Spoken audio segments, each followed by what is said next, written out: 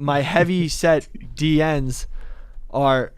What are you doing? You're for sure not telling the truth, What? which is why I wanted to look, and that's why what are you you moved talking your about? computer. What are you talking about? Oh, inside is going to be run stop. It's going to be. Wait, let me look at my list. Yeah, This he is definitely. this he is definitely did this do is this. giving this is What are you talking giving about? day of science I project don't know vibes. what you're talking about. It's a volcano made out of baking soda and vinegar. We're going Tesla Megatruck.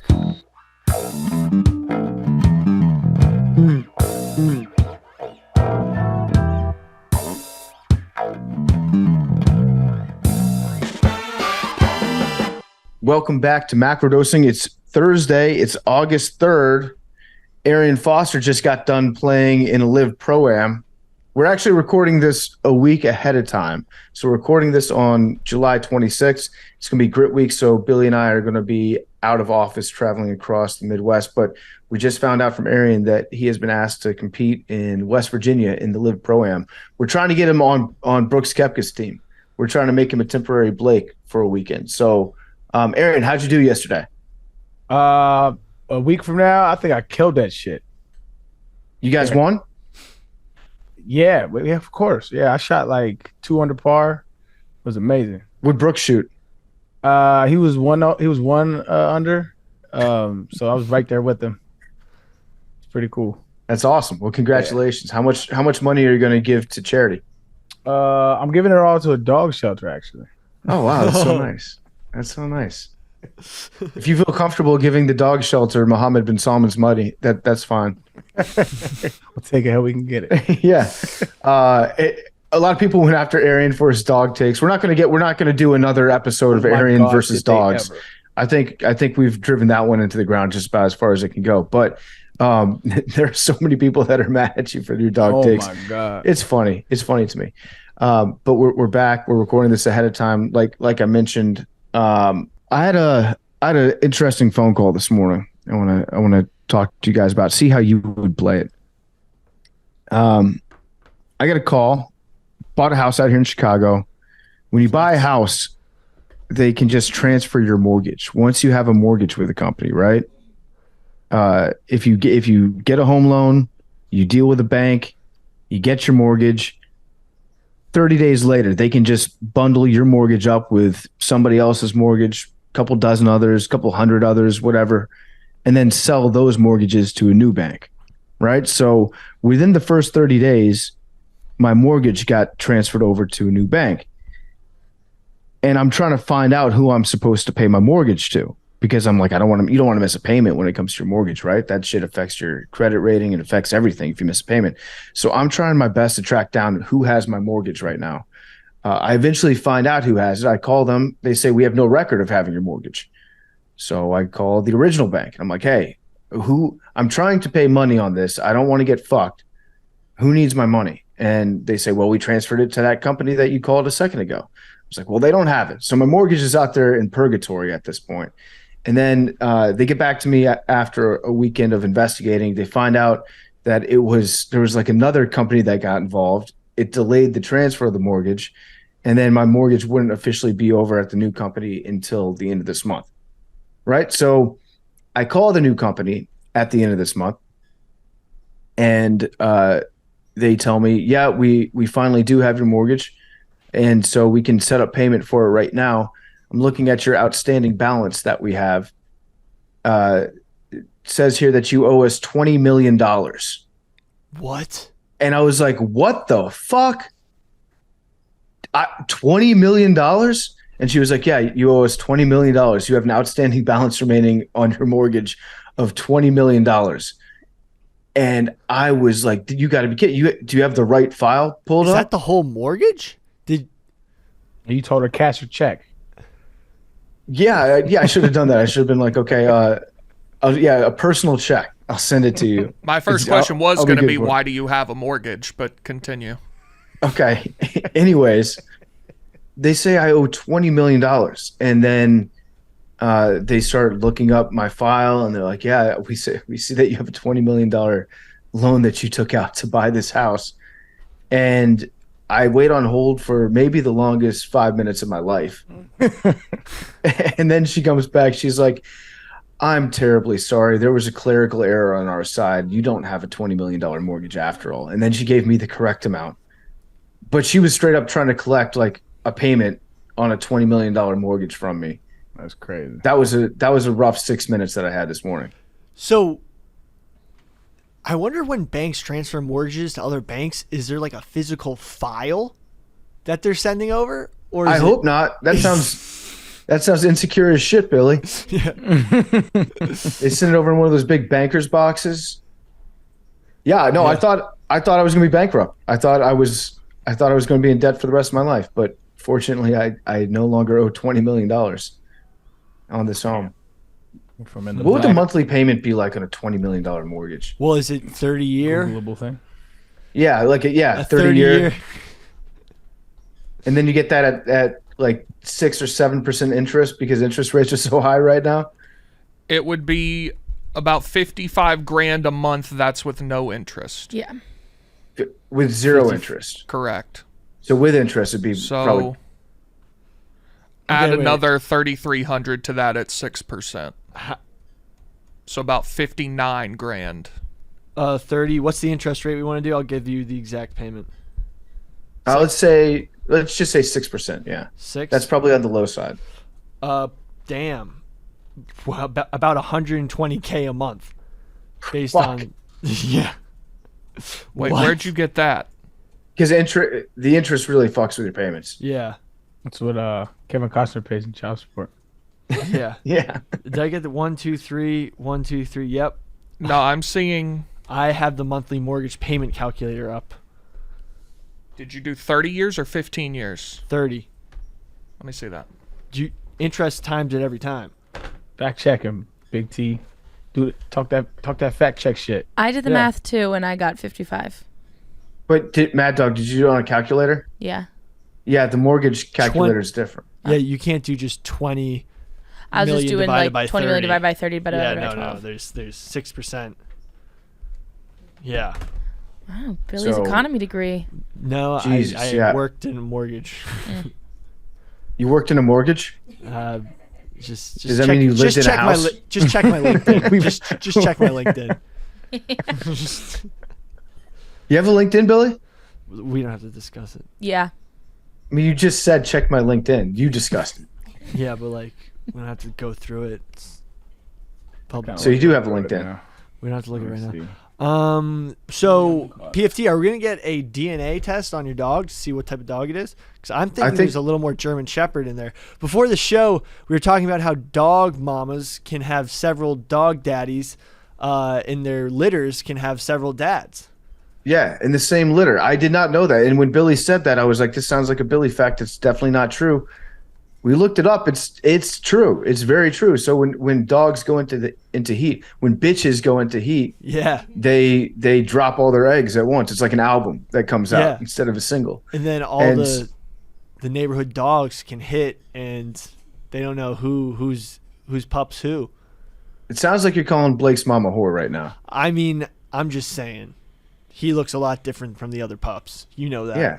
Listen, we're not going to sex shame dogs on this podcast, okay? She was exploring her sexuality. It was hot girl summer for her. And Heat girl. yeah. Yeah. So she might have had, who knows, because all Blake's brothers and sisters, they got long fluffy white hair and they've got a St. Bernard mask on their face. Blake and then one of his sisters had brown hair. The more I look at him, though, the more I think he might actually be part Mastiff. Like I might have gotten myself another Mastiff. What if He's got the same ear, the same tail, the same coloration on his back, kind of that Leroy had. What if Leroy's the dad? What if Leroy's the dad, and you just, in a twist of fate, you got Leroy's long lost son, who got a what the fuck's it called? A Newfoundland pregnant. Newfoundland? No, What- you mean Great Pyrenees. Great Pyrenees. Great Pioneers. Yeah. Billy, I want you to look something else up for me. Yeah. What is the gestation period for a dog? How long are they pregnant? But like, sperm could be lurking. No, I'm just curious. How long is a dog pregnant for? The math doesn't work out, but I was giving No, you like I want to know. I just want to know. 68 days. 68 days. Okay. So that would mean, I mean, maybe his dad was the reincarnation of Leroy, if you believe in that sort of thing. Yeah. So we'll see. We'll do a DNA test on my dog and figure out exactly what he is. My money is on Mastiff, Anatolian Shepherd, Great Pyrenees. I'm going to also do a DNA test on my dog just to see what's going on there. 100% that bitch. Yeah. 100%. I mean, you know what your dog is, though, right? He's just 100% a floofer. Yeah. He's just 100% very good boy. DNA results just came back. Billy, you also had an assignment going into today's show. Do you remember what your assignment was? Yes, to match up a car to every football position. Build a football team out of cars. This is Billy from the future, and I'm about to lie so goddamn hard right now. Have you done that? Yes. Oh, shit. Let's go, Billy. Yep. So. Proud of you. Quarterback position. Yeah. Let's okay. Set it up, Billy. Set it up. We'll make a clip out of this. Billy, what are you about to unveil for us? We're gonna do cars, different types of cars, as a football team. All right. So let's do it. The quarterback position is actually going to be an excavator because it's the only thing that can actually throw out of all the cars. Okay. Think about that. Yep. Not a car, but Yep. So it's got a long arm. A cat excavator. Our running back. It's a very hot start. I ain't gonna lie, I had to Google excavator because I was like, is that a kind of like Lincoln? You know what? To be fair to Billy, PFT, you did tell him last time you were like, defensive tackles could be bulldozers. So you planted in his head the construction equipment. I did. It's just funny that here's my cars as football players. Let's see how many of these are cars. Keep going. Gate with a fucking crane. So for people that don't know, because I mean I don't know shit about vehicles. Excavators are like those. It's like the things that construction workers dig on construction sites for like deep digging, like when they're plotting buildings. And I guess it can throw. All right, go ahead, Billy. Our next car, the running back, is actually banned in the U.S. Okay. because it is not street legal and it's too fast, and it is a Lotus Amera. Yeah, really fast. All right, now so we're going with lightning over thunder in this running back position, right? Yes. Sounds like not really a short yardage back. Yes, we're running a spread here with the excavator tossing. Your first two cards, I didn't know what they were, so how you spell the second one? Lotus. Lotus. Amera? Yes. How fast are we talking? Pretty fast. Pretty fast. Okay. Our fullback is a Chevy Silverado.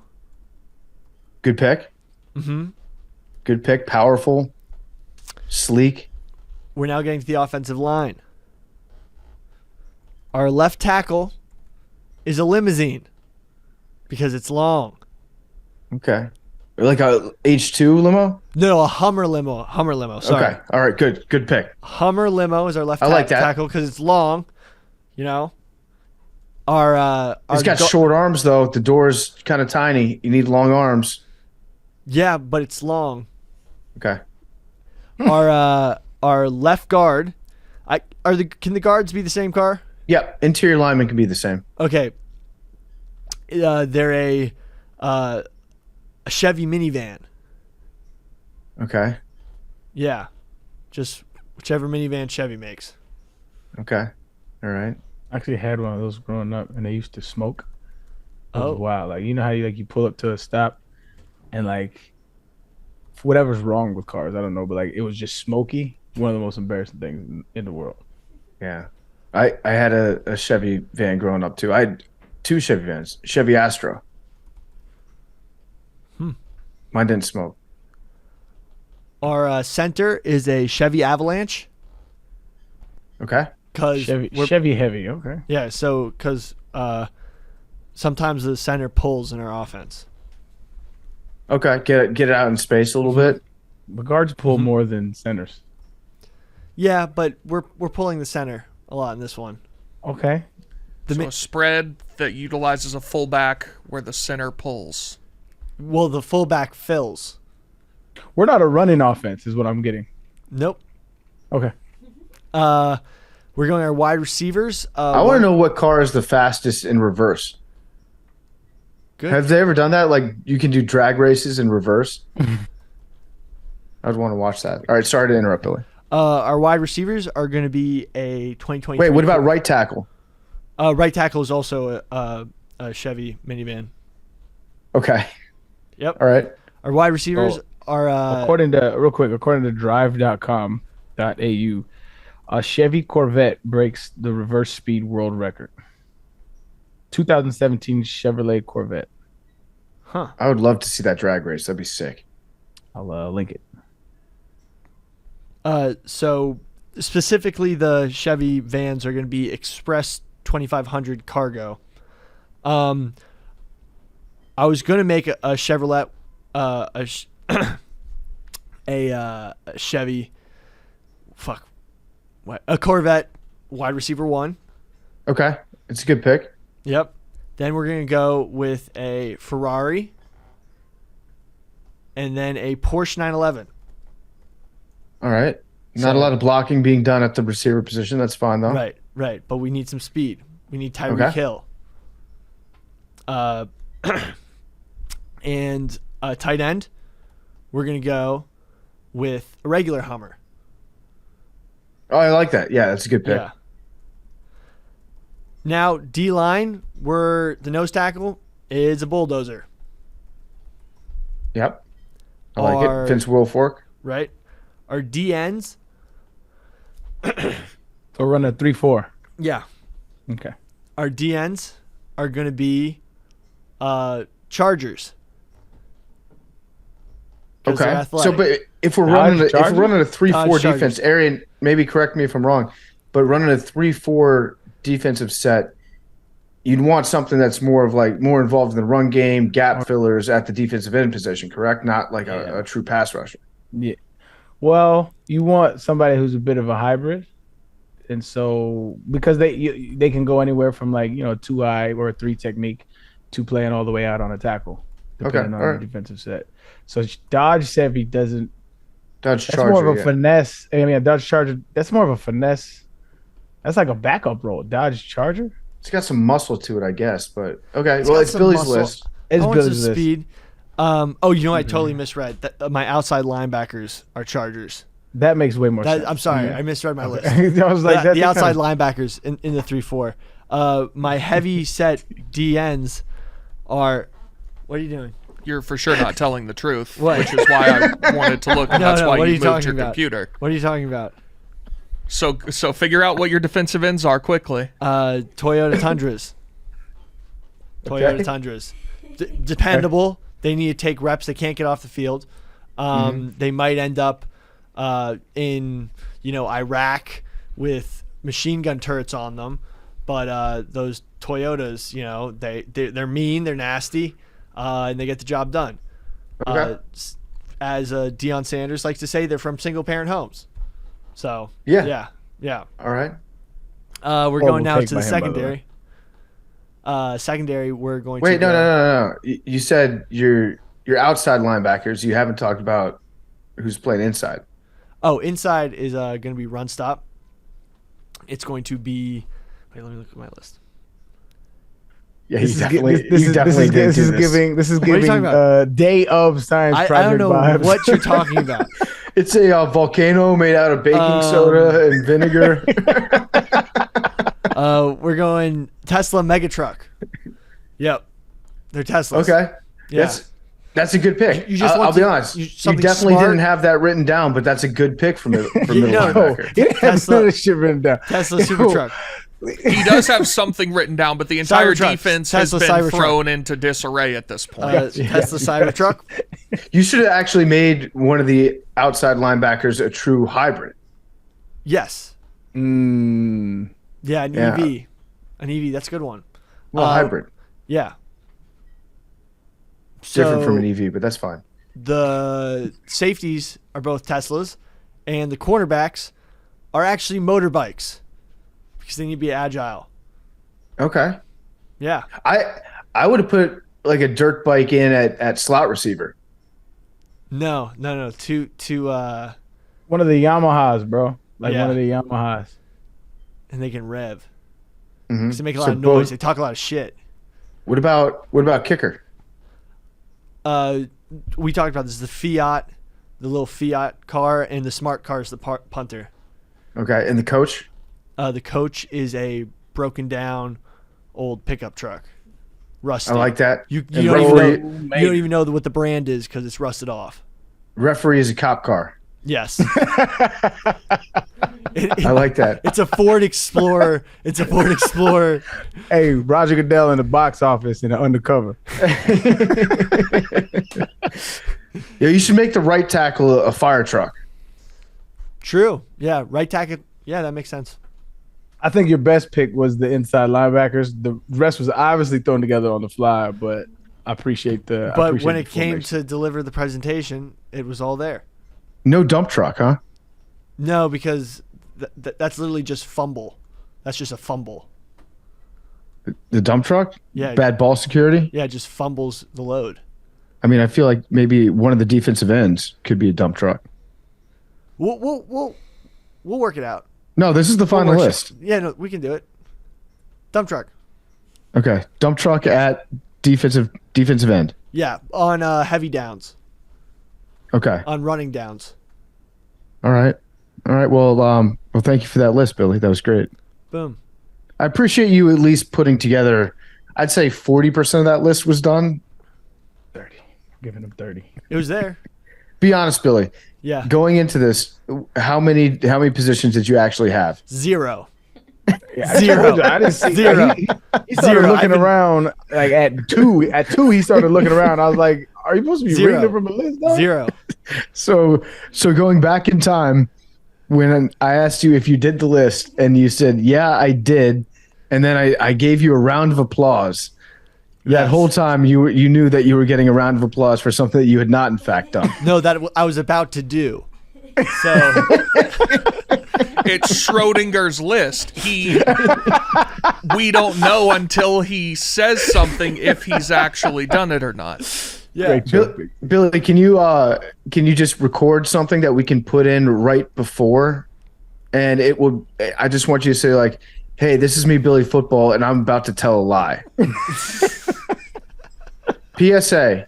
Say PSA. This is me, Billy Football, from the future, and I just want you to know that I'm about to tell a lie. Hey, this is Billy from the future, and I'm about to improvise really goddamn hard. That's not. It wasn't lying. No, it that was also ruins it's the improvising. fun. Yeah, don't use that. improvising. Well, you did lie. He said, "Did you do it?" You said yes. Mad Dog that's a McKenzie, do not use the improvising line. Okay. We won't. This Billy. is Billy from the future, and I'm about to lie so goddamn hard right now. Okay, that's fine. I'll accept that. Put that in right when I ask Billy, "Have you done your assignment?" No, I was making it a blog, but then oh my god, no, we didn't even talk about this. So much shit happened yesterday, blog wise. Aaron, Are you blaming you not doing the assignment on aliens? No, on Aaron Hernandez's brother and LeBron James's son. Oh, And That was crazy. I wrote all these blogs.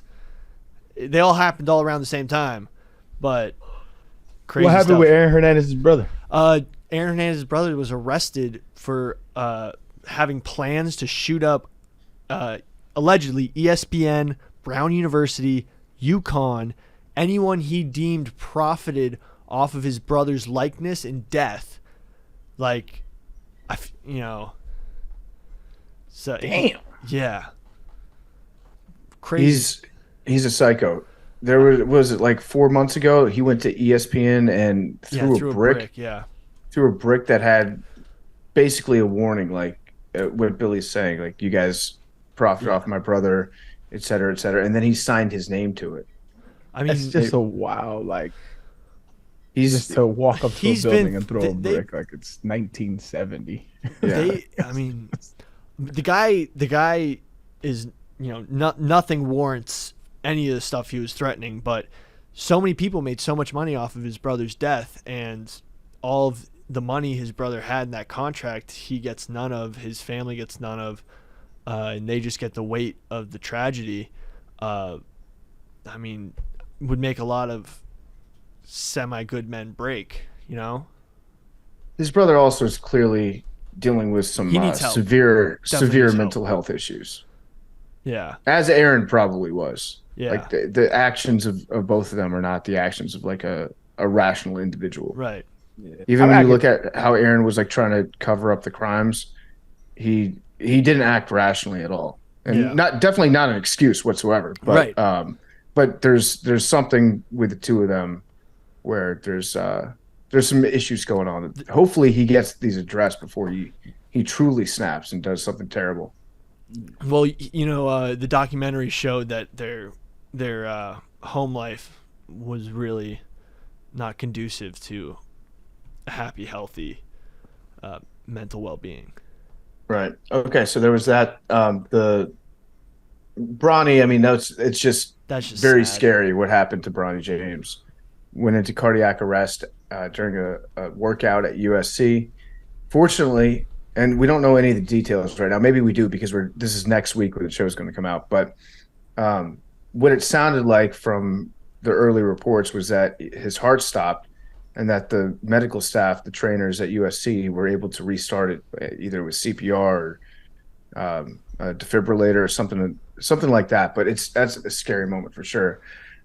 We were actually saying on Part of My Take yesterday, we're glad that Billy wasn't on yesterday's show because he probably had some wild takes that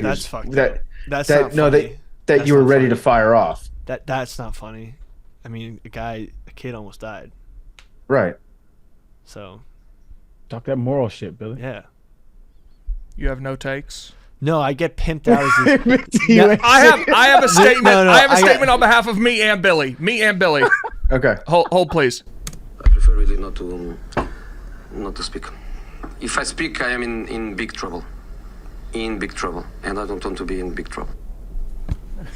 No, basketball, the reason why basketball is one of those sports where you have freak athletes with large bodies doing some of the craziest cardiovascular exercise, HIIT, hyper-intensive, high-intensity interval training is basically basketball. You're basically doing sprints over and over. Basketball has the highest rate of these types of spontaneous cardiac events because not only do you have freaks whose hearts are pumping blood to farther reaches than any other types of humans, like 6'5" plus, like big dudes who are who are at most risk for heart problems, and they're doing the hardest cardiovascular sport from that. Like football, they're stopping. Soccer, there's more jogging than sprinting. Basketball is just straight sprints. So I think there's the highest rate of these events in basketball. I think there was another player that also went into cardiac arrest at USC last year, right? Yeah, there was another kid.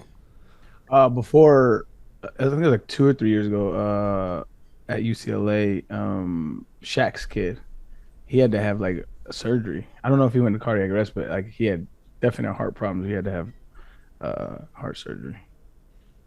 That's scary stuff. Yeah, it's wild, man. You know where it's always been an issue at the high school level in football.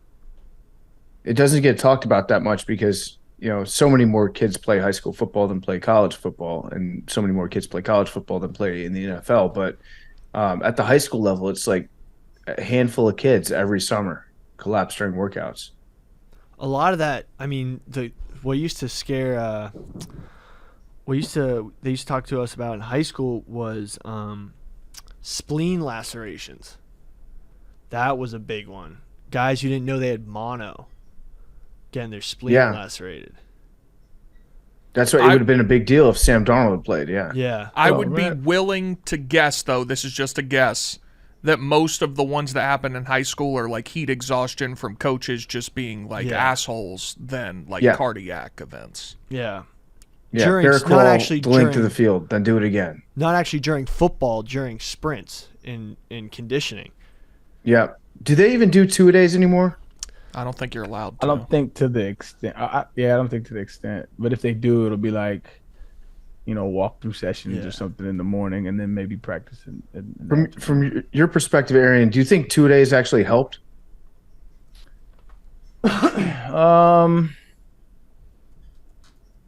So I'll say this. I don't think they helped me. I think there's a certain mentality that some people just have innately. Like when I lock into some shit, there isn't a thing on this earth that can deter me from that. If that's what I want to do, right? And I will get hyper focused on it. And maybe that's like a personality trait. But for some people who just don't have that, whatever that is, I do think I'm not sure if it's necessarily 2 days, but I think being around that mentality, one, but two, being pushed to your physical limit in a healthy way, because I think football doesn't do that in a lot of ways, but being pushed to your physical limit and then being around people who are also around their physical limit, and all you guys are experiencing that together, there's something that one that bonds you. And it's why people like hiring ex-athletes out of college and stuff. They look for that because they understand how to work in a team cohesive unit in a very real way. They understand pushing through those physical and mental limits. But I think from that standpoint, I do think it's beneficial to suffer a certain amount physically and mentally. Like I said, I don't think I ever needed that. It was always just an annoying thing to me, but I can see how some people benefited from it. I didn't need the motivation externally to execute internally. You know what I mean? I could just do I always give the example of the lockout year. The lockout year was my favorite year because we had to work out on our own, and I loved it, and that was one of my hardest training sessions. But a lot of people need that external. So to answer your question in a long-winded way, yeah, I do think they're beneficial, but sometimes you get that mixed with power-hungry coaches who aren't the best at, emotional intelligence and reading kids. It could get weird, and a lot of times it is. Mm-hmm. I always felt like 2 days were it was more for the coaches sometimes than it was for the players. Yep. Where they're like, if you don't go through this awful 3 weeks of practice, then you're not going to be in football shape going into it. Is that a thing? When you in the lockout year, when you started to get hit for the first time, did you feel like it took you longer to recover after that? No. I think football shape is stupid. Yeah. I thought football shape is real in a sense where it's running 6, 7, 8 plays back to back at full speed. You can't replicate that. But as far as being able to get hit, take a hit, that's something, especially at the NFL level, you should already be able to. You're fine. You should be able. I don't even think you really need to hit like that. I got a weird argument because in high school, I feel like football shape is much more in play because you're playing both sides of the ball usually. You know what I'm saying? Yeah. No. I think football shape is a thing. Like I said, it plays back to back to back to back. But I think if you're in shape, you can adapt and you'll be fine. I think you'll be fine if you're in shape in general. But I don't think you need to hit for instance, I know you was a quarterback, you never did these, or maybe you did. No, I did. You ever did 9 on 7? The only time I didn't play defense was my senior year of high school. What did you play on defense? I was an outside linebacker. Okay, so 9 on 7. Yeah, right? Yeah. 9 on 7 is the stupidest fucking drill ever, bro. Ever. And for people that don't know what 9 on 7, the 9 on 7 is basically football without the safeties and receivers. Well, corners and receivers, because the safeties still come in and fill run gaps, right? So you just have free hits on the running back. But and it's a run play every single time. Everybody knows it's a run, and it's just banging. It's physical, inside guys. It's inside runs. Yeah. It's just so annoying. And to me, shit like that is not necessary. But they'll say yo, you need that. You need to get in football shape. But I feel like once you play at a certain level, you don't need that. And it's more technique. And to me, you need to emphasize recovery, which is what they're doing now more. Focusing on sports science and how much energy people exert versus all of that, they take all into account. But I don't know, man. Like 907, like shit like that. Like just old school football thinking drills that make men, like that type shit. That shit needs to go away, and it slowly is. Water breaks too. More water breaks. Water makes you weak. You remember that coach that told you like you can get it in your mouth but then spit it out? I never had that one. Yeah. Yeah. I still grew up in the 2-a-day era, but we were allowed to get water whenever we wanted to. Like that wasn't. Yeah. We grew up with that was soft. Waters for pussies, and then also get your hands off your knees. I don't know if coaches still do that. Don't bend over. You're soft if you bend over. And I think recently there was a study came out like your body gets more oxygen. Totally wrong. Yeah. There's no air down there. Yes, the fuck there is. There's more here than anywhere else, actually. But there's probably a reason why your body's natural reaction is to put your hands on your knees. There's probably an evolutionary trait that goes along with that to get more oxygen to survive. I used to see it. This is another reason why I used to get called like, I wasn't very good to coaches because they would say that to me, right? And I'm a running back, so my natural position before is my hands on my knees like this, right? And I used to just tell them like, I'm getting in my stance. I'm practicing my stance. Can I ask you a question? No. Do you think you would have enjoyed coaching you as a football player? Oh, hell yeah. Really? Oh, my God. Yes. I love people who are inquisitive, and I love people that I only have to tell something one time.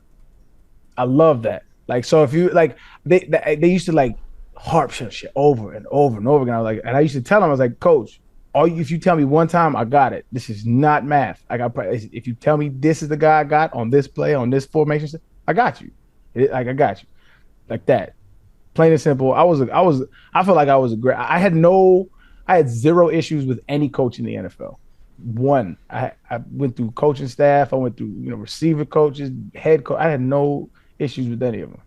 It was just in college and it was just in high school because they feel like you're supposed to be a certain way, and they have to mold you into that. And if you're anything outside of that, you're a troublemaker. Nonsense. I don't disagree with you. I just think I guess maybe a better question would be, do you understand how some coaches could get the wrong idea when you say I'm getting in my stance, which is a great line, by the way. It's a beautiful line. Yeah, I do. But their idea of a good player is like a good soldier, right? So you don't ask questions. You do what you're told because my way works. I've been here before. My way works, and they're not open to any new ways. But in my opinion, that's bad coaching because in my opinion, a good coach knows his personnel and puts his team in the best position with his personnel. Like, it just makes more sense. And so, but I also get it from their standpoint of they're trying to mold men and they have so many that it's kind of a one size fits all thing. But I don't know. Did you experience that more at the high school level or the college level? Because that was the biggest shock for me at the college level, that the coaches didn't trust me to deal with my shit. College for sure. Yeah. College was a little more intense for me because their jobs was on the line. Yeah. And so in high school, they were like, look, it's your future you're fucking up, right? But then, in high school, like I was just so much better than everybody. Like I didn't really have that issue, especially when I moved to California. I definitely didn't have that issue because I was just like so much better than everybody else, and like the game plan was give me the ball. In college, there was just a lot more headbutting because I didn't agree with the system as a whole. One, like this is when players were royally getting taken advantage of. I didn't agree with the system, and I also hated micromanaging. So like, if I got to get a C or B in this class, and I have like a certain amount of like, this is what I hated the most. Like, it would be in my syllabus that the college professor gives in, right? On some of these things, like, yo, you can miss 5 days before we start docking, or I don't care how much you come, as long as you turn in your assignments and finish your test, right? They didn't allow us to have the same college experience academically that they did other college students, right? So like I had to we had class checkers, meaning if I wasn't in class, I got in trouble. But I'm like, why are you micromanaging that? You know what I mean? Like if my professor says I only have to be there a certain amount of time, why are you micromanaging my attendance? That didn't make any sense to me. And when I challenged that, I was like, I was looked at as a troublemaker. I'm like, but it doesn't even make sense from an academic standpoint, which is why we're here, right? And I would throw that in their face. And again, once you start throwing like that kind of logic in their face, they feel like you're challenging them as men. And then it gets even deeper. And then it's like, I just don't like this kid. But they can never rationalize it to me. But again, it is what it is. I was 19. Yeah. Sometimes I wish I could go back to college and redo it all again, just when I'm older and more mature, because I think I would have gotten way more out of it. You and me both, my brother. Do you think in your enhanced wisdom you would go to class more, or like go to keggers more? No, I would have. Would you want to go to college again if you could only go to class? That's the only thing you could do. Yeah. If I could play football and go to class again at the place I am now, and not like I think plus the allure of a lot of that made me like not prioritize stuff right. Also, a whole other thing, I was like dealing with, coming off this weird 2-month internship that apparently just became my whole personality the second I stepped on campus. How sad. That was weird. Well, clearly you wanted to distance yourself from it. I did for 4 years. No, for like 2.5. 2.5. And then I was like 2.5 years, yeah. But sorry about that, Billy. No, it's just robbed me of my college experience, man. It's cool. No, I'm kidding. No offense. Kidding. You robbed yourself of a college experience by going to where you did. I had no idea how it would impact my life. Mm-hmm. I would have played. Nah. If Billy went to like freaking like a state school, like a Wisconsin or like a big party school, like we would have never seen him again. Maybe, I don't know. No, but I wish I could have done might be in the league. True. Yeah, who knows? He just needed his shot. All right. Well, do you guys want to get into today's topic? Yeah, real quick. By the way, athletes that recovered with their hands on their knees showed their heart rates recovered more quickly. They had a greater tidal volume, the amount of air the lungs displace while inhaling and exhaling, and they exhaled carbon dioxide at a quicker rate than compared to the group that recovered with their hands on their heads. I want to take that study and throw it in coaches. Like I had an argument on them. It's papers. I had an argument with my boxing coach about this exact thing, because after rounds I would want to do that, and I told him that, and I showed him that study, and he goes, "Yeah, but your opponent thinks you're a bitch now." I was like, well, that does make a small point. It doesn't, right? Because I would see big dudes, like big tough motherfuckers, right? And what they would do to compensate, instead of bending down, they would put their hands on their head like this and like cross their legs and like bend over like that. I'm like, that looks softer than you just bending over and taking a breath. Like that never made sense to me, bro. Oh no, man. You ever see like a big ass lineman, you know what I'm saying? Struggling. When it's like, I think bend over and take a breath. Joke's on you if you don't think your opponent needs air. Look at this pussy breathing. Hold your breath. Air makes you weak. Air and water, the two biggest enemies of a good athlete. All right, boys and girls. The Boston Marathon bombing, and the ensuing manhunt that followed it. It still feels like it was just a couple days ago. Like it feels like it's very recent, doesn't it? Like there's a lot of stuff that we've talked about on the show that feels like it was a long time ago. For whatever reason, the Boston Marathon bombing feels like it just happened. I was in 7th grade. Okay, so maybe not for you. That was when the years felt long.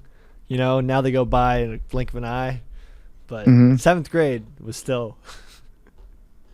I guess for me, the Boston Marathon bombing is one of the first major news events that I can recall hearing about and following primarily on Twitter as it happened and as it developed. X, on x.com. And don't do that. And getting all the updates. You don't like X? No, come on. Also, it was Twitter at the time, so you are correct to say Twitter. Yeah. But still yeah, that's how I consumed it for the most part. I think a lot of people followed along on Twitter as it happened. Remember when the news broke? It's like, what's going on in Boston? Like, there's a bombing at the marathon. It was a pretty chaotic time, and it kind of ended up shutting down an entire city. But if we want to go back to the beginning, there were two brothers. There was one named Jokar, and then one named Tamerlan. The Sarnaev brothers. Were they Chechen Billies? I think they were from that region. I think their families. I couldn't find an exact place where their families were from, but the Chechen War was a part of their manifesto. Yeah, I believe they were Chechen nationals, and it's crazy. Like, if you go back and see the history behind what happened in Chechnya, it's like the rise of Vladimir Putin really poured gasoline on all the civil unrest that was going on in that part of the world. It was like right after Putin became president, or whatever his title was in Russia, all those apartment bombings went off, and they were blamed on the Chechen rebels. And it turns out that Putin, through his security apparatus, definitely staged at least some of them to blame on the Chechens so they could crack down on them and arrest a bunch of people, basically turn them into an enemy of the state. So they've the Chechen people have had a pretty rough go of it for the last, probably longer than the last 20 years, but at least like the last 25, 30 years. There's an insane video that goes around on TikTok a lot of a Russian general talking to a Chechen leader who fought together in Afghanistan, and trying to convince the Russians to not invade because they've served together in the Soviet Union, but the Russians were invading, and this one dude was like, "We served together. Please don't send your sons here. They will leave their mothers without sons." And it's like a very emotional exchange between two guys who fought together, were in the same, but now are on different sides. But I'll see if I can find it. It is very moving. That's wild. So their family immigrated to the United States, and Tamerlan, the older brother, started going and training at a local boxing gym, was apparently a pretty accomplished fighter, and his younger brother, Shakar, was always like kind of looked up to him. They were very, very close. And at some point in maybe 2013, they kind of became radicalized, and they downloaded an Al-Qaeda manual. They downloaded a bunch of stuff discussing jihad, and very clearly became like anti-Western civilization, anti-America. They downloaded Inspire magazine, and one of the articles in that magazine was how to make a bomb in the kitchen of your mom, and it told you how to use pressure cookers and filled with ball bearings, and to take sections of pipe using powder that you can get from like fireworks, and how to make bombs essentially. So they started at least researching weapons building at that point, and they started going to a local gun range. They ended up buying 48 mortars containing about 8 pounds of low explosive powder. They bought that in New Hampshire. That's crazy that you can buy 48 mortars at once. I don't know if we need sensible mortar control, but it seems like that's too many mortars that you would ever need for a reasonable thing. What should be the cap on mortars? 1. What would you I think do you can with justify like blow it up in a field. All right, just for fun. With the boys, that would be fun. Yeah, you could justify like, hey, I want to take this thing out into a field and blow it up because it's cool. 48 is entirely too many mortars for one person to have. Let's see how hard it is to buy one. All right, Billy's definitely put himself on some list right now. If I'm not already there. Yeah, I mean, come on, he's on them. But I'm open. I'm on a podcast twice a week, so hiding in plain sight. It's probably the way to do it. Yep. The only time I heard about mortars was you ever play Clash of Clans? Of course. Yeah. Yeah, so when Clash of Clans was cracking, we had a clan, and you set up mortars inside your camp. I didn't know they were actually real. Clash of Clans on the iPod Touch in 2010 was scenes. It was fire, man. It was fire. I had a camp you wouldn't believe.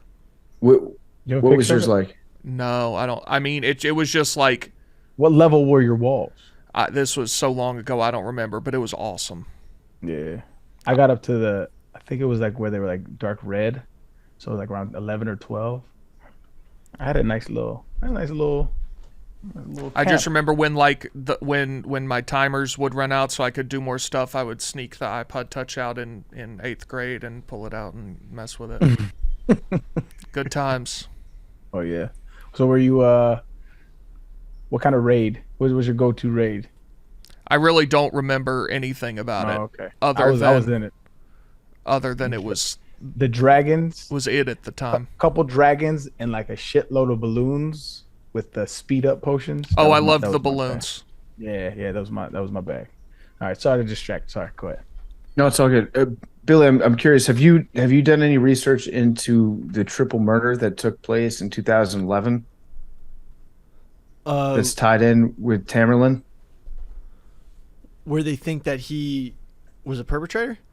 They think that he was a perpetrator, and one of his colleagues from the boxing gym that he worked at was also implicated in it by the FBI. So there was a triple murder where one of Tamerlan's best friends got shot, and two other individuals that were inside that apartment also got shot and killed on September 11th, 2011. I thought they were they had their heads cut off. Yeah. You're talking about the drug dealing plot. Yeah. So the heads were cut off in that one? Yeah. That's what I thought they cut their throats to the point that they cut their heads off. Thousands of dollars worth of marijuana and money were left covering their mutilated bodies, and all $5,000 was left in the apartment. The local district attorney said that it appeared that the killer and the victims knew each other and the murders were not random. Yeah, so that one thing that I've learned from watching Law and Order a bunch, which, by the way, I'm still waiting to get my call to be the person that discovers a body at the beginning of Law and Order. I think I'd absolutely knock that one out of the park. Like, you're going for a jog. Oh, my God. That's it. And then dun dun dun dun. That's how you see it, though? You're going for a jog? Yeah, probably not. Probably like coming home from a bar, like smoking a cigarette, looking at my phone, a trip over a corpse. Pee on myself and run away. Yeah. So I didn't know that these were the guys that were decapitated, but there was a triple murder, and one of the guys involved was one of Tamerlan's friends that trained at the same boxing gym as him. Yeah. Ibrahim Todashev was he was another Chechen. Now that was the guy. Say his name again, Billy. Ibrahim Todashev. Yeah, so that was another person who was questioned about this triple murder. Mm. So that was also his good friend, but one of the guys that was killed was a friend of Tamerlan's from the gym. And bloody gruesome seeing it. But going back to what I was saying was, anytime you see like a murder that's done with a knife that has just a shitload of stab wounds, or just like an overkill is what they call it, that 9 times out of 10 is going to be somebody that had a close relationship with that person, because it's so violent that it's not something that you would just do randomly. It would have to be somebody that you had like a deep seated emotion towards that would make you fly into that type of rage. So they thought it was somebody that the dude knew, and they questioned that guy Ibrahim Todashev 3 years after the murder down at his apartment in Orlando. The FBI questioned him. He was questioned for like 5 hours, maybe even longer than that. And at the end of the interrogation, they shot this guy. I think they shot him 7 times and killed him at the end of the investigation. They filed a wrongful death lawsuit against the FBI. The FBI story is they picked up a metal pipe and tried to attack the interrogator, and then the other state troopers that were in the room also came to his defense. And it was interesting because after the fact, you look back on it and you're like, okay, well, this guy was Tamerlan's friend that got shot to death by the FBI, and Tamerlan was also implicated in that murder. Now, what the official explanation of that is that Tamerlan, one of the Boston bombers, got radicalized, turned on his friends from the boxing gym because they were selling drugs allegedly, and he was like, "This is haram. This is not acceptable in the eyes of Islam," and so that was like the first step of his like entry into using violence in the name of his religion. The three men were also Jewish, and they said that there might have been a religious disagreement between the two Muslim, and originally they said from the report they thought that it was just going to be a drug robbery where they just run up on a trap house, which was just three high dudes who were only smoking marijuana, so very easy target to just take the money. But it then took a ideological turn during the investigation. But it's crazy because that's one dude that knew Tamerlan probably better than anybody, and he was killed by the FBI in this. But we can fast forward a little bit. The brothers took some steps to cover up their tracks a little bit. They started buying more and more bomb-making devices and prepaid cell phones and things like that. And then on April 15th, 2013, during the Boston Marathon, two bombs exploded, one at the finish line and then one that was just down the street on Boylston Street. And two explosions within, what was it, about like 10 seconds, 12 seconds, I believe was the time in between blasts. And that sparked like the biggest manhunt in Massachusetts history. Shit got crazy. So, it's 12 seconds after the first explosion was the second one. And so that began an all-out hunt for who these guys are. And everybody had cell phones, right? Like, this is a very photographed part of Boston at this time because you've got all the marathoners that are crossing the finish line. And so everyone's taking pictures of their friends and family members. There's cameras out everywhere.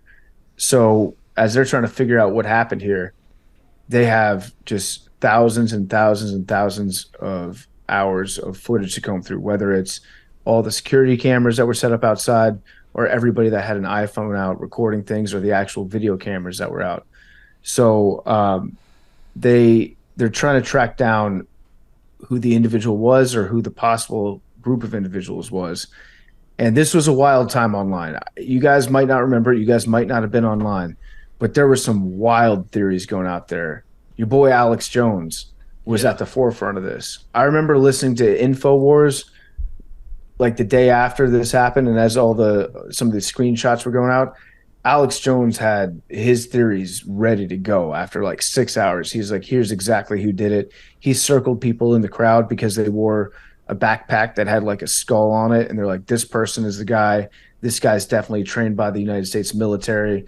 This is a military operator. He went all in on this being a United States military job right off the bat. I just remember being in school, and before they caught the guys, they were like, they're definitely coming to New York City. They're definitely coming to New York next. And I feel like everybody probably had that as a kid. When something bad would happen, they'd be like, oh, they're coming to our town next. Yeah. Well, they might have been planning that. Yeah. In later reports, their next target was Times Square. Yeah. But, so Tamerlan and his brother Jokar, they rolled up to these two locations. Tamerlan went down to the finish line, and then Jokar went to a few blocks down the street and dropped his backpack there. And you can see that on some security camera stuff that came out after the fact. But the FBI is combing through like all this footage, trying to figure out where these perpetrators were, and they knew the exact location of the blast detonation from just like forensics, and they can go back and see, okay, here's where the damage was done. This is the exact location that the bomb was placed at. So they start going through all all this footage, and this one person that was across the street had some very clear videos and pictures of that exact spot right before the bomb went off. So they zoom in and they see, okay, it's this guy. Actually, whoa, Billy.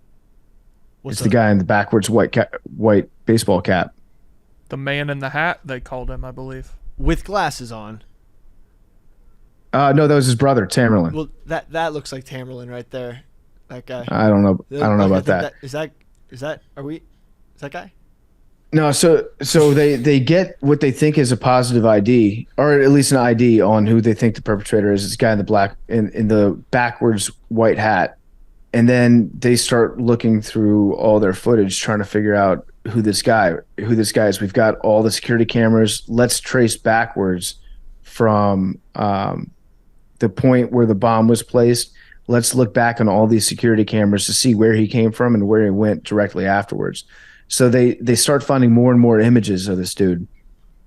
And the key piece of evidence that it was him at the time was when the first bomb went off, there's security camera footage that you can see of him. The first bomb goes off at the finish line. Everybody else looks down at the bomb.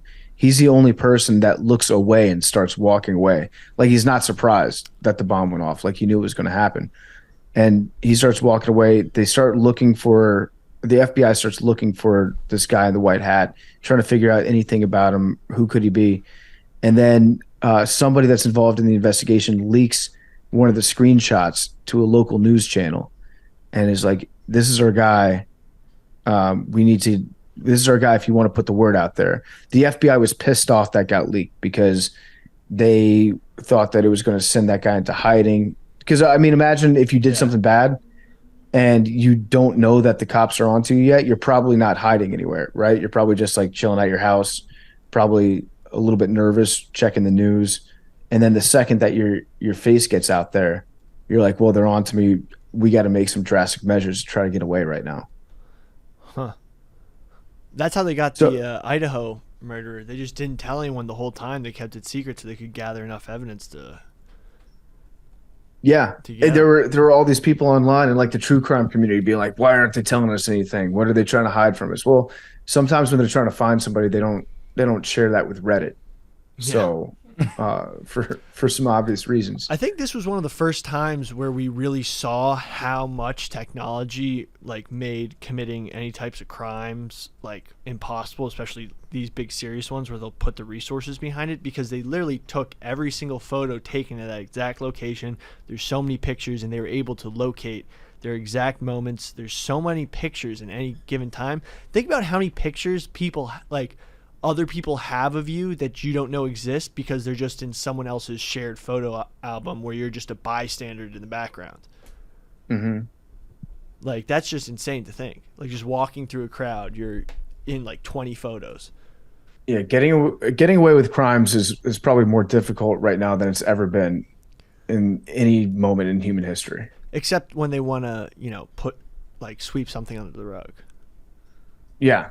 Yeah, so the first blast went off at the finish line. It killed Lingzi Liu, it killed Martin Richard, and it seriously injured a whole bunch of other people. The second bomb, that was the second bomb. The first bomb killed Crystal Marie Campbell and then injured a lot of other people. And the bombs were like these pressure cookers that had ball bearings inside of them. So it just, because they were on the ground, it took out a lot of people's legs. And I was doing some research into this episode. I listened to a conspiracy theory podcast about this.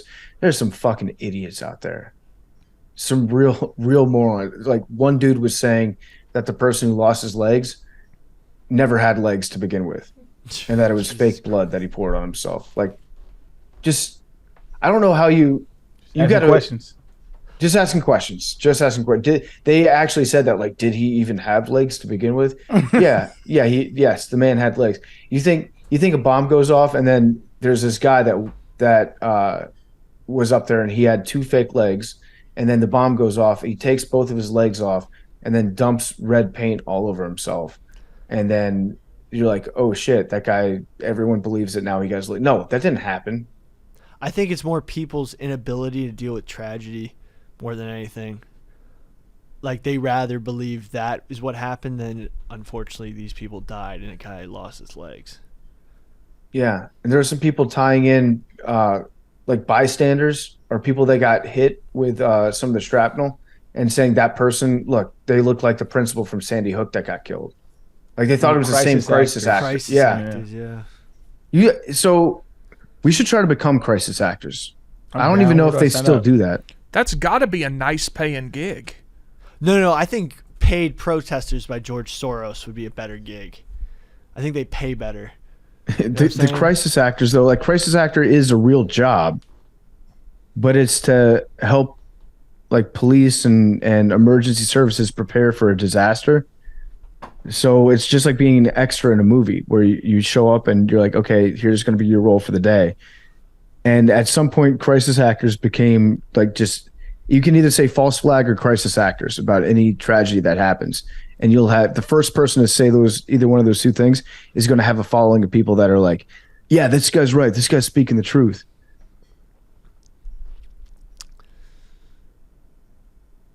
I think I would be a good crisis actor though. So after the blast goes off, they look for him on the security cameras. His picture gets released or leaked to the news. And then the FBI is like, well, now we have to release our pictures of the guy. So they drop the pictures on TV, on the internet, and then they ask for tips. They get thousands and thousands of tips, and none of them are good. In fact, one of Tamerlane's friends sees him on the news and texts him. He's like, holy shit, this guy looks like you. Ha, ha, ha. And Tamerlane was basically like, shut the fuck up. Stop texting me. That's just wild. I mean, the craziest thing is the footage of them back at whatever colleges they were at, like at UMass Dartmouth and stuff following the days after the bombing. I have a couple, I'm not sure how true some of them are, but a lot of people who actually knew the brothers, because we have a big Boston listenership, DM'd me who knew them like secondhand or used to. So there's some pretty crazy stories that I got. I don't know how true they are. I'll take them with a grain of salt. But none of them are like that far-fetched from the DMs. But if you want to check those out in a little. Well, you can't just introduce them and not say them. Well, we didn't finish the story. No, tell me. Okay, I'll hit you with them. Let me pull up the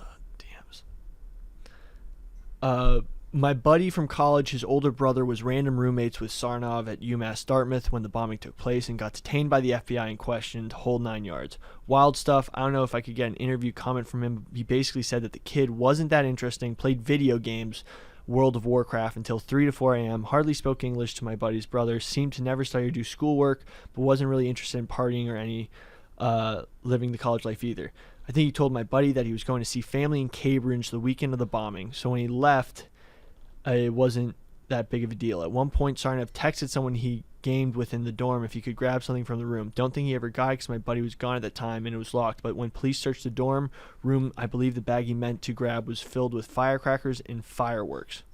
I also worked for a guy who had an RC car shop on the side, and Sarnov visited the store beforehand trying to buy the programmable remote that was then used in the bombing.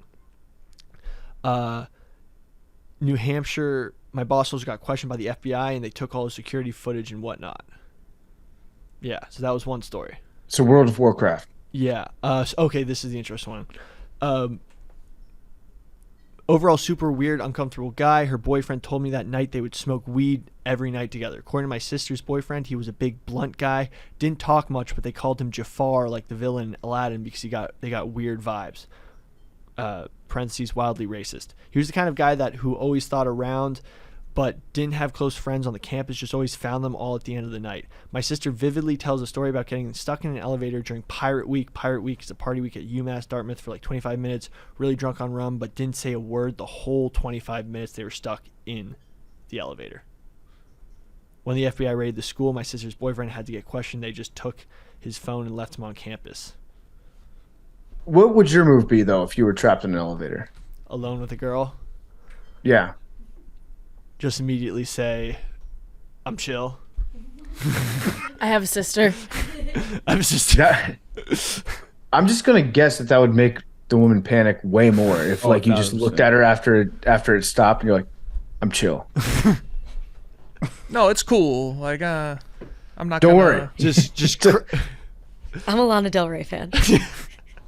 I'm not going to try anything weird. Do not be alarmed. I listen to Lana Del Rey. That would be wild. Yeah, that would be wild though. Like, that would be my first order of business to be like, hey, this is weird. I just want to let you know I am of no threat. I know this is a weird situation for you. I would do everything. Let me know how I can make you comfortable. You know what I'm saying? Like that, I would say something in that order, because that shit would be terrifying for her. I would just call my mom. I would just be like, FaceTime. FaceTime my mom. Mom, hey, like don't even say what I'm doing. Just like take out my phone and immediately, hey mom, what's up? I'm trapped in an elevator. Yeah, there's somebody else here. I don't know her yet. Would you like to meet her? I'll establish the P corner. Actually, that's problematic. That's actually the worst thing. Hey lady, this is the left side, okay? Just whip out your dick immediately. Start peeing.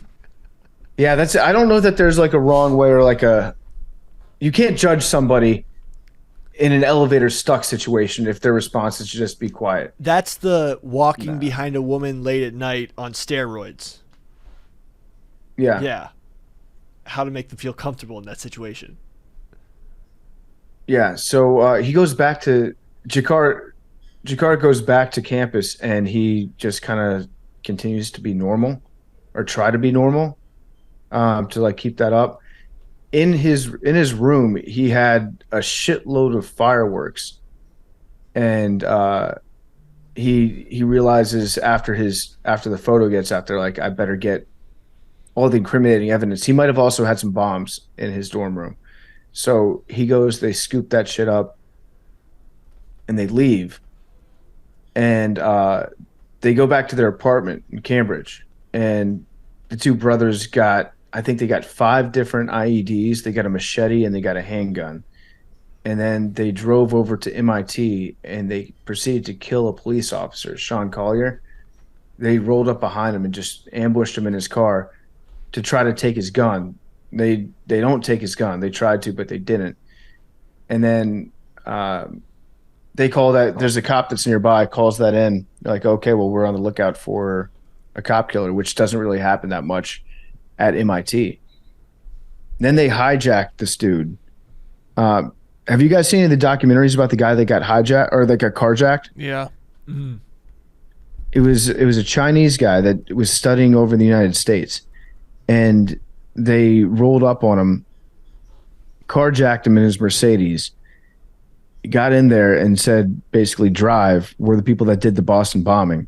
He takes out his gun, shows him that he's loaded, showed him the clip. He's like, yeah, I got bullets in here. They told this guy to drive him around. They want him to drive to New York because they say they're going to go bomb Times Square.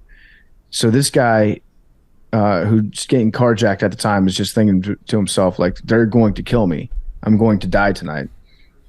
They go to a gas station because they ran out of gas. And at the gas station, he jumps out of the car and sprints away. And if you see the footage, this guy is running so fast away from the car. This guy is fucking booking it. Runs into another gas station, calls 911, and he says, you can track the SUV because I left my iPhone in it. So he communicates to the police, like, these are the guys. They say that they're the Boston bombers.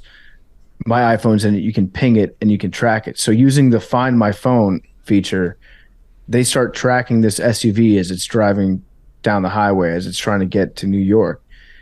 And they got pulled over, and the cops tried to arrest them. And they get into this gunfight with the cops where they start throwing pressure cookers and pipe bombs at them. And I forget how many gunshots were fired at these guys. I want to say it was over 100 in a residential neighborhood, mind you. They pulled into a residential neighborhood, and the cops opened fire on them. And there was actually one cop that was in his car about 100 feet away from the guy. And Tamerlan turned at him, fired one round, went right through the windshield of the car. The cop puts his car into drive. This is some diehard shit. Yeah. He puts his car into drive. He steps out, opens the door, steps out, and starts walking with his car as it's rolling at the guy, at the suspect, exchanging fire with him, using the door and the body of his car as cover. And then when he sees Tamerlan look away, he runs out of the car, hides behind a tree, and lets the car keep going. And Tamerlan thinks that the cop's still in the car, so he's distracted. He just keeps firing his gun at the cop car that's slowly rolling at him while the cop starts to fire at him from behind the cover of the tree.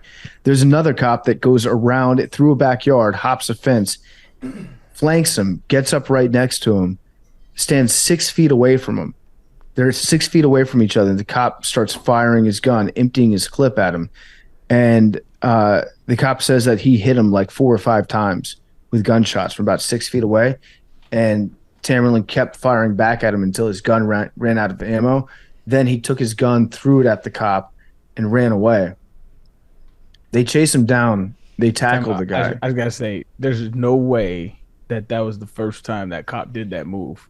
I refuse. He had to have practiced it. That's if you improvise that all on the first, you the best cop the world has ever seen. That's crazy. So they probably dream about this shit all the time. Yeah, like what's wild is that was the cop's first time ever firing his weapon in the line of duty. Jesus, dude. But yeah, you definitely you've thought of that moment. Oh, like that's the reason why you become a cop is to do something like that. Yeah, you like if you're a cop, like I think of crazy hypothetical situations, and I'm nowhere in any close to any type of action. There's probably cops who are in it who think about that shit all the time. They're like, yo, what if like I just put my car into neutral, rolled it towards him while shooting, and then put it into drive. It's just a hell of a. It's a movie. It's a movie move. It's awesome, like dope ass thinking. But also they fired like 100 rounds into a residential neighborhood that went into houses, and it's like a miracle nobody got hurt. 200 to 300 rounds. 200 to 300 rounds? Shots. The suspect shot 56 times, detonated at least 1 pressure cooker bomb, and threw 5 crude grenades, 3 of which exploded. Most of the officers were equipped by their respective agencies with either Glock 22s, Glock 23s, 40 caliber S&W caliber pistols, and MSP troopers were armed with Smith & Wesson's M&P 45 pistols with 45 caliber bullets, ACP. Investigators to match the 9mm casing and projectiles found at the scene to the suspect's 9mm Ruger P95. They only had a P95? Yeah. And they fired 56 times? Holy fuck. And they threw all those bombs, and you can go online and watch videos of the shootout. People in these houses are just like holding their cameras up to the window and just taping, just live streaming sometimes this crazy shootout that's going on right outside where you've got, like you said, 200 to 300 shots being fired. I'll say right now, if that happens on my street and I hear 300 gunshots going off, I'm not going to be hopping on Instagram Live. I'm not trying to be a hero with my phone and pop up in the corner and like videotape that shit. Are you yelling I'm World hiding, Star? I'm hiding. Yeah, I'm hiding in the bathroom. I'm getting the fuck out of there. I'm not. One dude even tried to go outside to be like, "What can I do to help?" like he was going to jump in.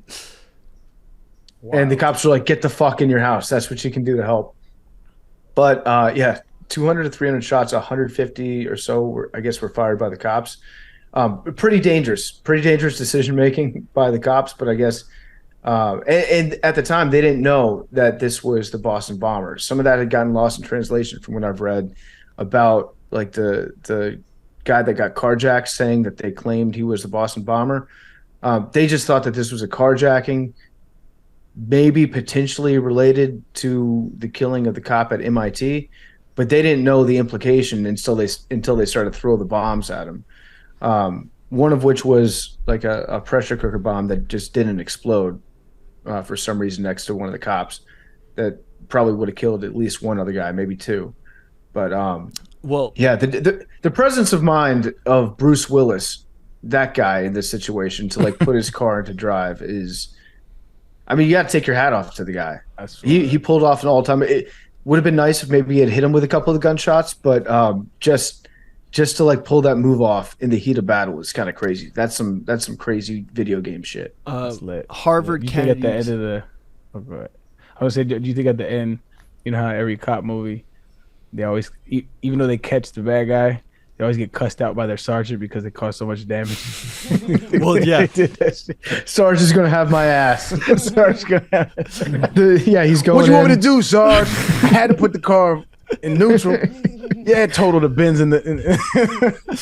Because I think at the time when the first gunshot came through, he probably thought like, "Fuck it, I guess I can just like this car is going to be totaled anyways. Let's just use it as a battering ram." Because if it hadn't already been damaged and you end up just destroying the car, your sergeant's gonna be like, "You cost me a $60,000 vehicle out there." No question. Oh, but then also like, the city would have to pay for like all the bullet holes in the other houses and shit, right? Yeah. If this was anybody except for the Boston Bombers, all these cops would have been on desk duty for like years. Well, probably when they realized those Boston cops probably went nuts, like bloodlust to the brim. How soon do you think the first? So there were the 2 gunfights, right? We haven't talked about the second one yet, but there were 2 of them in neighborhoods. How soon do you think the first person who called the city or the police department was like, "Hey, like, I understand that we're looking for these guys and that it's really important, but there's like 8 shell casings in my house, and one of my walls has bullet holes in it. Like, when are y'all planning on coming to fix that?" Yeah, because like a couple of days. Boston strong. Boston yeah, strong. like I get it. I totally same team, but somebody's got to come fix this house. Who gets billed for that? Because if it's Metro Police in Watertown, which if you didn't know, like if people say they're from Boston, most likely they're from a town outside Boston, like Watertown. And so the Watertown isn't going to pay for it, so it's got to be Metro Boston paying for it. Yeah. So that's a lot of paperwork. Big T, they might have just said like, "Hey, if you wouldn't mind patching those up yourself, then you can bill us and we're good for it." That checks out. They sent the cops back to do like to spackle the walls. I'm gonna have to change some drapes, you know. I have to embellish my walls, get a new door, maybe, you know. You need to learn your lesson. Yeah, exactly. Run up the bill a little bit. Yeah, I mean, if the city paying for it, is what it is. That ran over a tree. Looks like you upgraded the siding on this home. Are you sure that was the same time? You get like 3 strips of the premium shit put in. New roofing. We had to redo the whole roof. You destroyed my computer that was inside. That was worth $5,000. I had a Stradivarius violin, $1.2 million. All those shrubs that were ran over, all Japanese maple saplings. Yeah, which are like pay up, which are crazy expensive. Have you ever seen how much a Japanese maple costs? I honestly haven't, Billy. No, they're like sounds expensive. Over a couple thousand. Take your word for it. If you see someone with a Japanese maple, that's wealth. That's some insane wealth right there. Japanese maple sapling.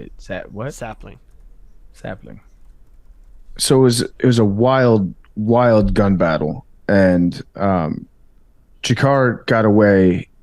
He got away relatively safe. I mean, he was able to leave. Tamerlan tried to run away. He's the guy that allegedly got shot like 5 times at point blank range almost. He tries to run away. They tackle him, and Jakar got back into the Mercedes and drove it at the cops that just tackled his brother and his brother on the ground. And they all like jump off him at the last minute. And Jakar drove over his brother, which probably killed him at that time. But he also was shot a bunch of other times. There was a cop that was hit by some friendly fire and he almost died. That was Richard Donahue, but he ended up surviving. So they take Tamerlan to the hospital. He's dead. He's got head and torso injuries and his fingerprints. They took his fingerprints and they're like, "Yep, we know who this guy is now. We know who his brother is. We can try to track the other guy down now." So also, just a quick aside, talking about cop movies. how soon after an exchange of gunfire takes place do they come up to you and they put the blanket on you? You know what I'm talking about? Like if you're like a cop, the battle's over, you're sitting like on the curb, somebody comes by and they put a blanket on you to make you feel better. And there's coffee. Yeah, yeah. Well, that's like the EMTs and stuff that do that. So I'm sure they've got to get there. Yeah, I don't think a cop does that, do they? No, but they put the blanket on the cop. Oh. They give you a cup of coffee. It's usually like right at sunrise. Yeah. They put the blanket over your shoulders. The hard night's I don't know what the over. blanket does. I'm sure we've got some EMTs out there that listen to the show. Shock prevents you going into shock? Why do I think it prevents you going into shock? Because you're cold? Yeah, it might. So the brother drives away in the SUV after he just drove over and killed his older brother. And then Boston is basically shut down at that point. They get the guy's name. They know who it is. And then they do a door-to-door search in Watertown. They put that under a shelter-in-place order. I don't know the legalities of the situation. Like, how long do you think that a town like Watertown, and Billy, you're probably more familiar with it than I am, how long could they tell people, like, hey, everybody stay inside? They did it for a while. Well, so that was during the shootout? I mean... No, it was after, when they started looking for the guy that got away. Yeah. I mean, I'd have a feeling it depends on how much beer they have in the fridge. Really, that's how you deal. That's probably. I mean, we saw what happened with the revolution. They told them to stop congregating, and So I guess as much beer as they have in the fridge. Yeah, it seemed like Boston was locked down for a long time, and Watertown was definitely locked down, and so they have this huge police force that starts going door to door, just checking out every single house, knocking on the doors, being like, is anybody in your place? Are you under duress right now? And they can't find the guy. And they bring out like the craziest cop equipment of all time. They've got tanks basically rolling through Watertown. Also, if you're a cop, like you probably use an event like this, you're like, we get to bring out all the crazy shit that we technically have but never get to use, so might as well bring it out. It seems like just every cop in the surrounding area was looking for this guy, and so they get his name, they find out where he lives, they take all of his shit that still remains from like his dorm room, from his apartment, and I think Obama actually got on the phone, or somebody from the White House got on the phone with Watertown and was like, hey, I understand that you guys have a shelter-in-place order. I just want to let you know, like, this can't go on forever. Pressures them to lift the shelter-in-place. That's how you know this was a while ago. They told people you don't have to stay in your houses forever. Even if we can't shut down life for too long. It's a good point, Big T. It's a good point. Who was president when we kind of shut things down? Was that Obama still? Are you talking about in this? Well, they had to get him out. No. I'm saying like for COVID. Who's president? They had to get him out. Well, the president wasn't the one making the calls. Yeah. Okay. So they go door to door, don't find anything. They lift the shelter-in-place order technically, but it was a legally you are allowed to leave your house, but also you should be very, very afraid because the Boston bomber's out there and he'll probably try to bomb you next if you leave your house. So most people stayed inside anyways. And they checked this entire town. They went door to door, checked everything out, didn't find anything. Then this guy, David Hinneberry, goes out to check on his boat, because that's what dudes do just in the morning at I guess this was like at 7 p.m. He goes out and he's like, I was looking at my boat earlier and there's a man in there that's covered in blood and he's underneath this tarp. So the cops say that they have a person that they believe to be the suspect and he's cornered in the boat, and they try to figure out what the best course of action is to get him out, because they think that they flew like helicopters overhead, used infrared thermal imaging, saw that he was still moving around, so they saw that he was alive, but they didn't know if he had more bombs or what he had. So they get up close to the boat and they fire flashbang grenades, and then they just start shooting into this boat. they lit this boat the fuck up. Billy, do you know how many shots were fired in this exchange? Let me go back to the ballistics. Yeah, go back to the ballistics report. There were police quoted by the Washington Post, and the firing of weapons occurred during the fog of war. A subsequent review by the Commonwealth of Massachusetts provided this more specific summary.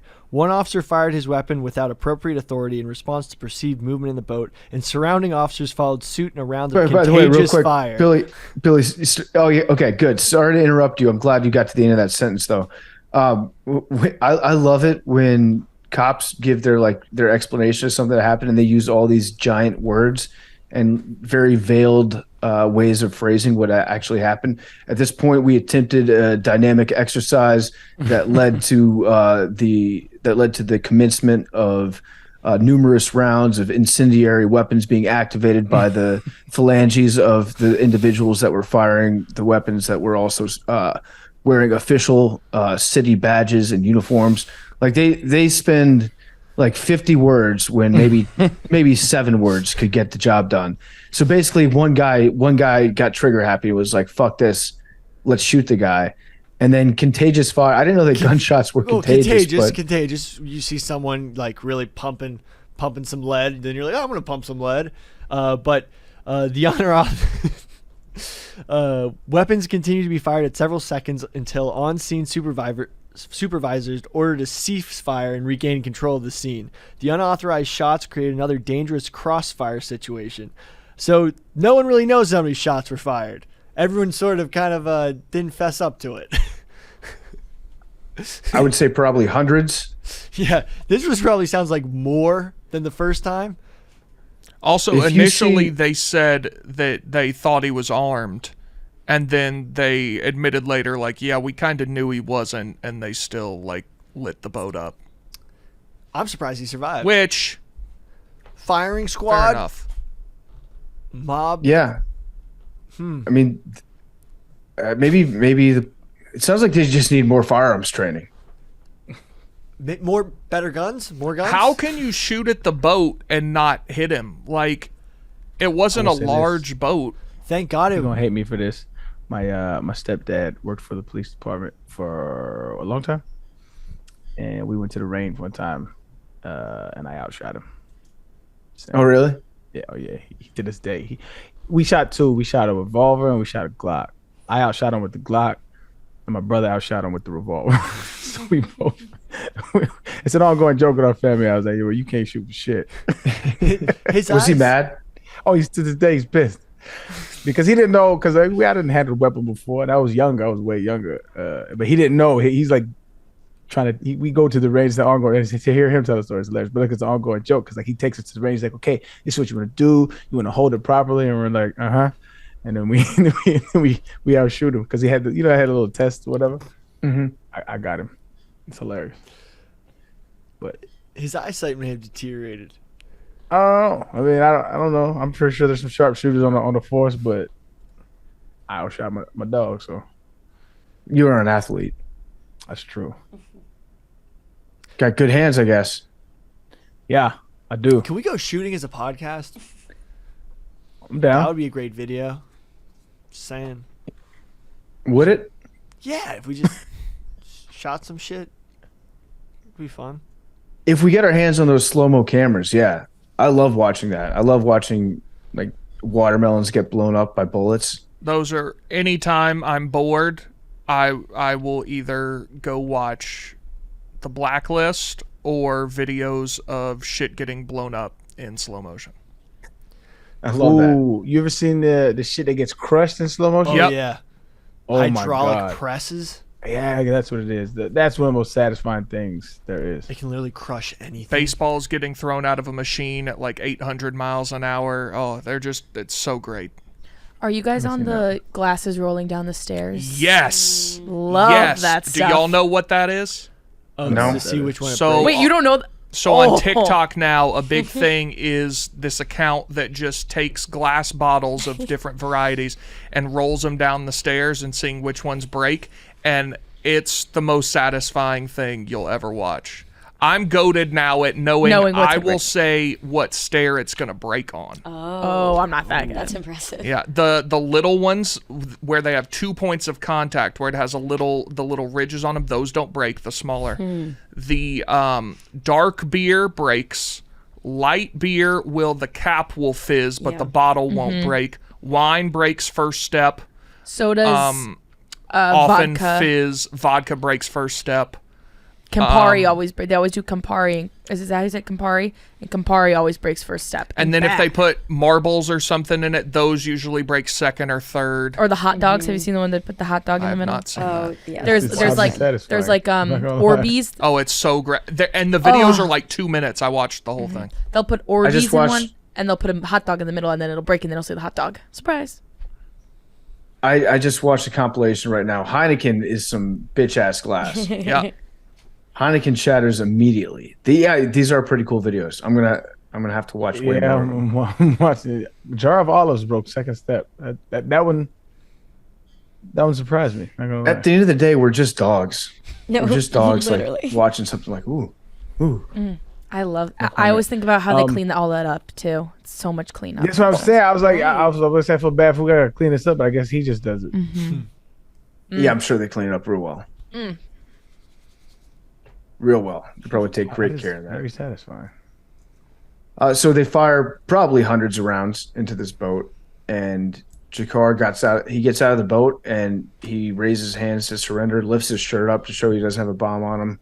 There's a great picture out there of him he's got the laser dot on his forehead, like right between his eyes, ready to go. And so he surrenders at that point. He's got a shitload of bullet wounds in him, either from the previous shootout, probably some from in this boat.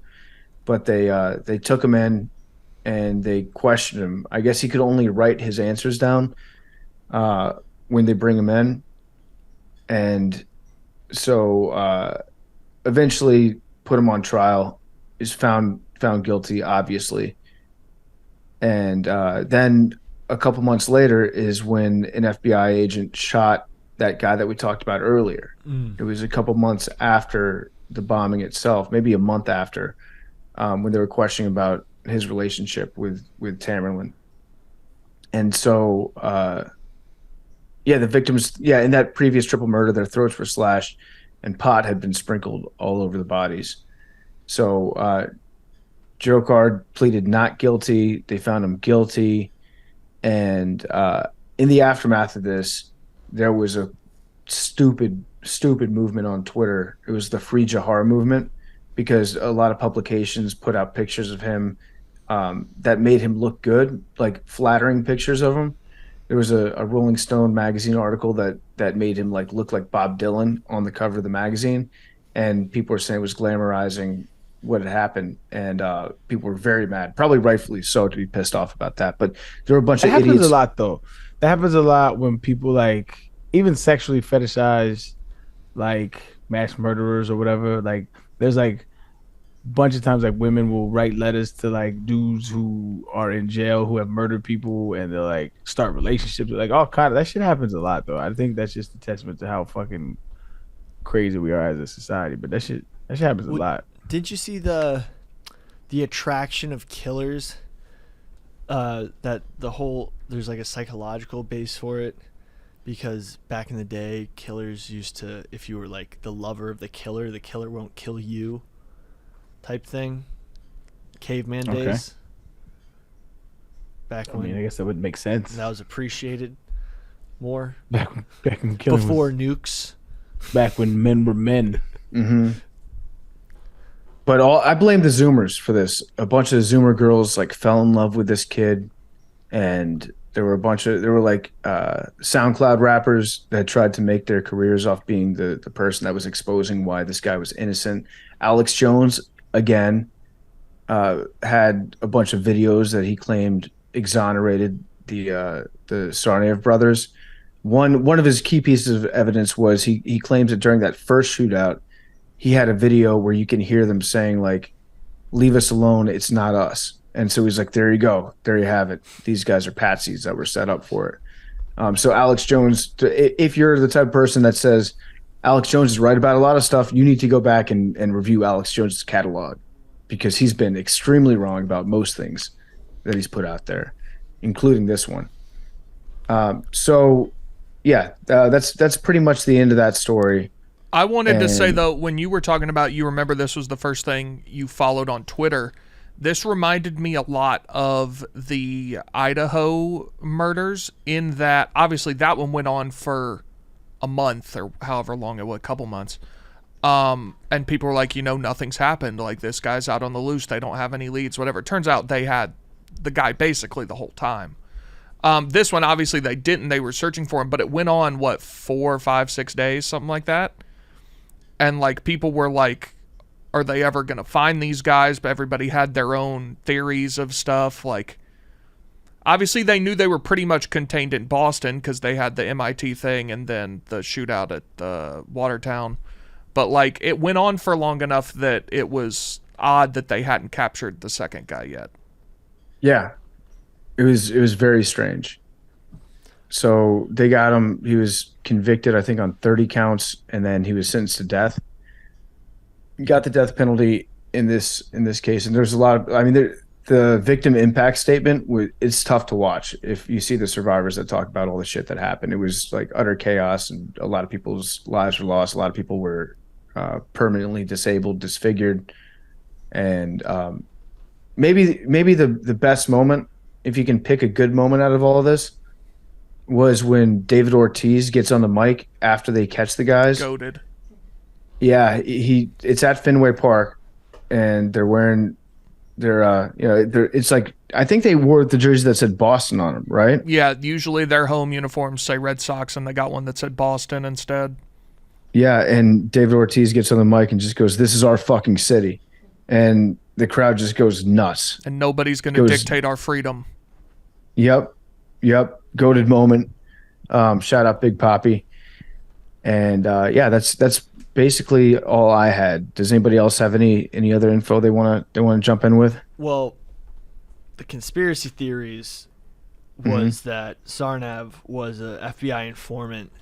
He was in charge of infiltrating the radicals, but as a false flag to get more support of the war against terror, he was framed for the bombings, and he was working undercover at the time, and they helped cover up his murders because he was such a high value intelligence dude. But that's bullshit. I want to know, like, all the, like, people who radicalize all these guys, be it like terrorists, shooters, because there's always this, like, element of these dark room chat rooms where they get radicalized. And, like, I want to know if there are intelligence agencies that are, like, looking to stop, like, psychos who are, like, goading them into doing crazy shit. And then it happens. It's like, oh shit, we tried to, like, find the radicals on the deep web, but the Russian government told the FBI to look into these guys in 2 years before. Yeah. And they did, and then they were like, yeah, they're fine. Yep. The reason why that conspiracy about them being FBI involved was because the Sarnev brothers' uncle and other members of the Sarnev family repeated the theory and claimed that neither brother actually committed the attacks. They were just framed by the FBI after being assets in other regards. Didn't one of his uncles get on TV and basically say, like, turn yourselves in, give yourself, like, he was like people were rooting for one of his uncles, I think, because his uncle was very much on the side of, like, arrest these guys, get them off the street. What are you doing? Yeah, I'm not pushing that, but just to. No, I'm saying, like, his uncle was on the side of everybody that was affected by the bombings. Yeah, I think there's many uncles in those. Many uncles. Yeah. Okay. And there was also a Saudi national that was investigated right afterwards. They thought that he did it, and I think they might have arrested him. They definitely interrogated him and kept him detained for a long time because they thought it was him, and he had nothing to do with it apparently. So there was that wrinkle in the investigation too. But yeah, that's the Boston bombing. and it sucked. And heart goes out to anyone that was affected by it, for sure. But the response to it was also just a wild series of events. Fascinating shit. Yep.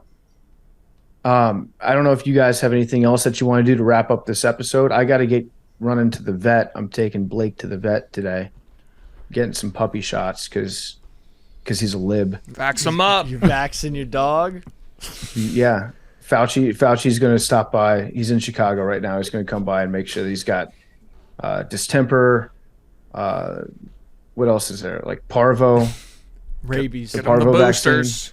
Boosters, yeah. He's already had one booster, so now he's getting the second. Perfect. And then how many more shots are they going to make me give? Once a year? There's once a year? When does it end? Yeah. I don't know. Never. Little Blake is living under the giant paw of Big Pharma. I say let these dogs have their freedom. His body, his choice. That is consistent. That's consistent with let the dogs live out in nature and live with their parents. Actually, that reminded me. I need to get a new vet for my dog. I just moved. Yeah. You can't go back to Hoboken? Totally. Actually, it probably would be cheaper. I should just still go back. Yeah. It's like a Glad we mile sorted that away. out. And you have a car. Very true. All right, guys. Well, we will see you next Tuesday for nanodosing. This is our last episode that we're filming here together. Crazy. That's wild. Yeah. Damn. Chicago, here we come. This is now my office. This No, it's studio. not. It's my office. Did Billy you has not put a paper see- sign on the door that Did you is not- written in pencil, Billy's office. I think On that loose makes leaf. it my office. This will be Brianna Chicken Fry's office, No, not yours. She's gonna have to come and take it because it says on the door. That she Rough will. and rowdy. Office. Rough and rowdy Yeah. for this studio. Yeah. Oh, we'll see you in Chicago. All right, gang. All right, guys. See you in the Windy City. Love you guys.